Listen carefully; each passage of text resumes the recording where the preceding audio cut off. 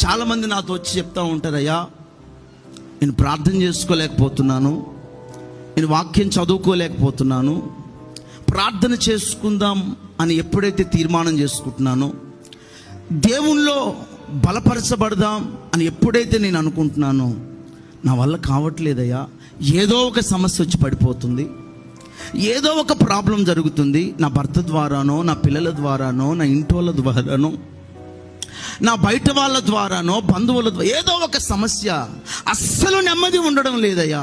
కారణం ఏంటిదో తెలుసా? నీ మీద పసరు పురుగు దాడి చేసింది. ఏ పురుగు? పసరు పురుగు దాడి చేస్తూ ఉంది. కాబట్టి నా ప్రియమైన దేవుని బిడ్డలారా, ఈ మాసం ప్రభు అంటున్నాడు, ఆ పసరు పురుగు ద్వారా కోల్పోయిన నీ ప్రార్థనా జీవితాన్ని మరలా నీకు అనుగ్రహించబోతున్నాడు. కోల్పోయిన వాక్య పఠనాన్ని మరలా నీకు నా ప్రభు దయచేయబోతున్నాడు.